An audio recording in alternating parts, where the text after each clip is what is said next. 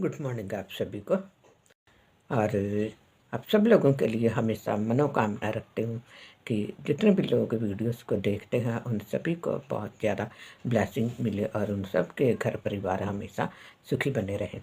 तो आज की वीडियो के बीच में हम लोग देखेंगे 3 औरतें और 3 मर्द। ठीक है।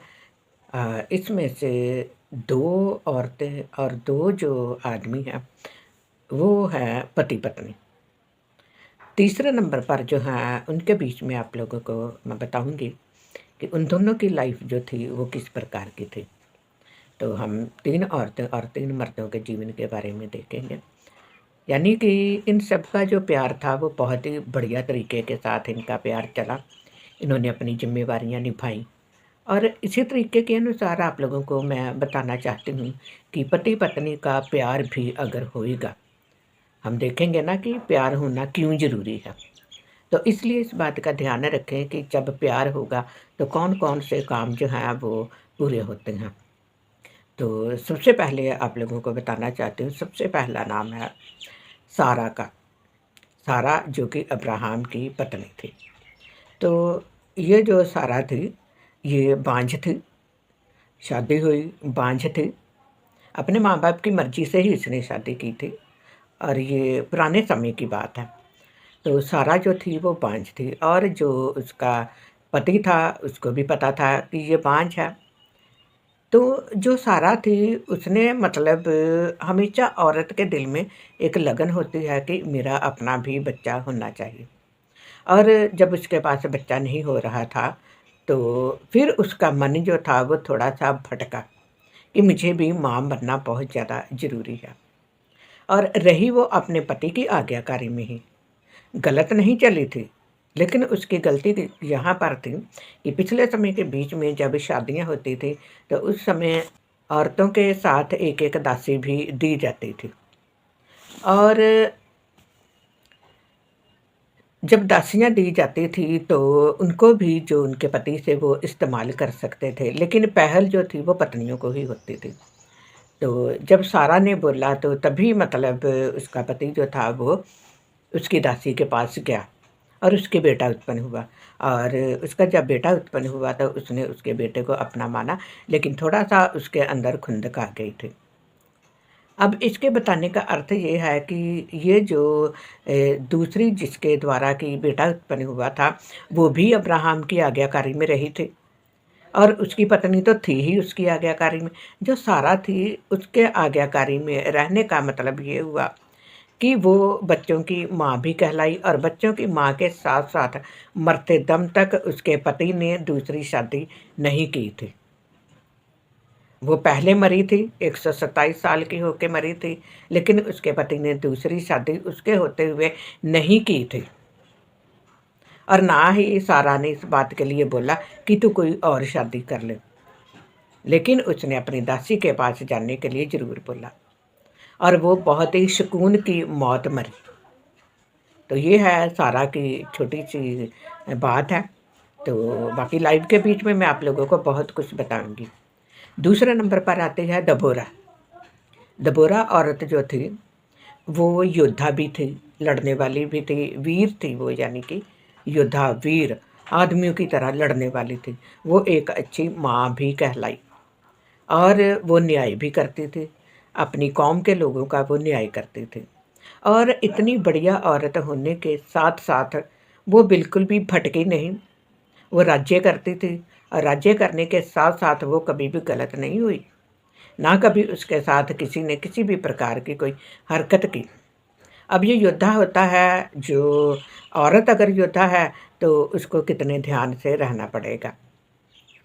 तो उसने भी अपनी पूरी ज़िम्मेवारियों को बहुत ही अच्छे तरीके के साथ निभाया। तीसरे नंबर पर आती है हमारी तबीता। अब तबीता नाम की जो औरत थी, इसके पति जो था वो जल्दी मर गया था और वो लोगों के कपड़े सिला करती थी। यानी कि वो मेहनती थी और उसके पति की डेथ भी जल्दी हो चुकी थी और उसने पूरी उम्र विधवापन में ही गुजारी। उसने दूसरी शादी नहीं की थी। तो वो 84 वर्ष की लंबी उम्र में हुई थी वो। तो इन तीनों औरतों से हमें क्या-क्या शिक्षा मिलती है, आप लोगों को मैंने बताया। औरत जो है उसका ईमानदार रहना बहुत ज़्यादा ज़रूरी है और पत्नियाँ अगर ईमानदार हैं, तो ईमानदारी की मिसाल बहुत बड़ी बनती है और वो अपने घरों में ब्लेस भी होती हैं। उनके द्वारा भी लोगों को ब्लेसिंग मिलती है। अब हम देखते हैं आदमियों की तरफ। पहले नंबर पर सारा का पति अब्राहम। अब्राहम जो था वो भी बहुत लंबी उम्र होके मरा और वो गलत नहीं चला था। तो गलत वो क्यों नहीं चला था? क्योंकि वो भक्त था और बहुत बड़ा भक्त था वो।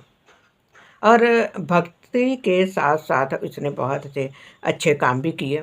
नौकर-चाकरों वाला घर था, हर एक के साथ ईमानदारी से रहता था और सारा के मरने के बाद उसने शादी की और उसने जो शादियाँ की या उसके पास जो दासियाँ थीं, उसने सबके साथ ही बहुत बढ़िया व्यवहार किया।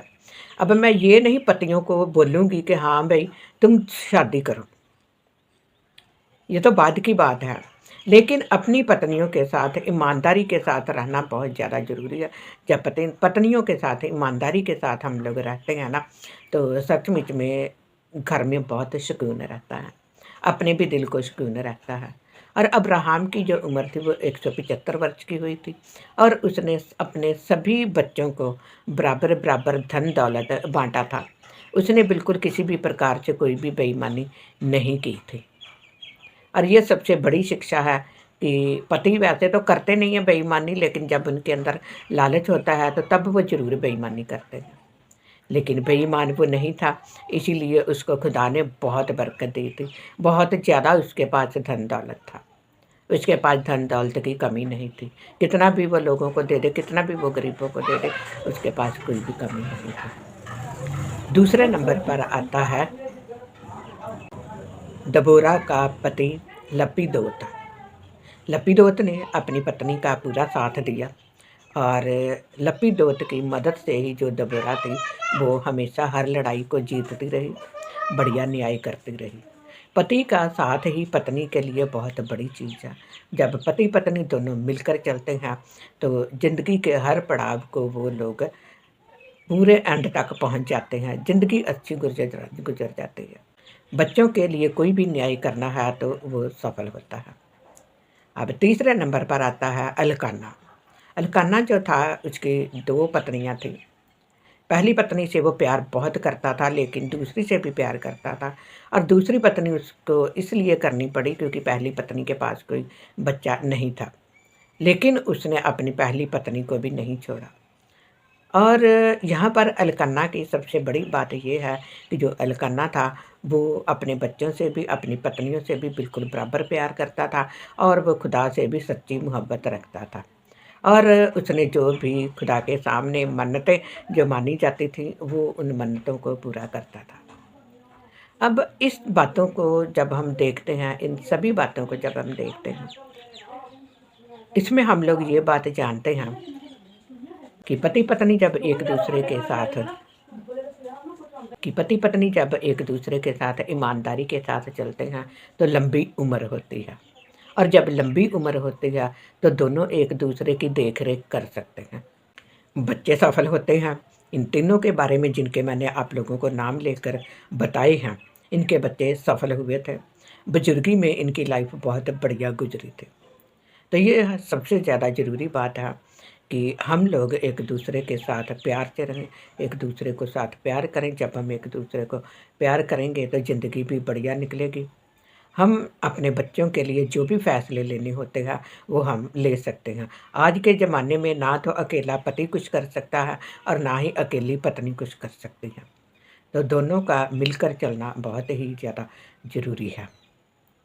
तो हमेशा इन बातों को याद रखें। तो वीडियो को ज़रूर शेयर कीजिए। अगर आप लोग चाहते हैं कि लाइव जो है वो बहुत जल्द शुरू हो तो 50 सब्सक्राइबर जो है वो जल्द से जल्द पूरे करवा दीजिए। तो आप लोगों को और भी बहुत कुछ सीखने को मिलेगा क्योंकि लाइव के बीच में जो है पूरी जो बात होती है वो रखी जाती है। तो अभी अगली वीडियो जो है वो मैं ऊपर लगा रही हूँ। तो आप उसको भी ज़रूर देखना। धन्यवाद, गॉड ब्लेस यू, जितनों ने भी इस वीडियो को देखा। हाँ, थोड़ा मुझे डिस्टर्बेंस बहुत होती है वीडियो बनाने की, तो क्षमा करती हूँ, क्षमा चाहती हूँ आप लोगों से, सॉरी। तो धन्यवाद, गॉड ब्लेस यू।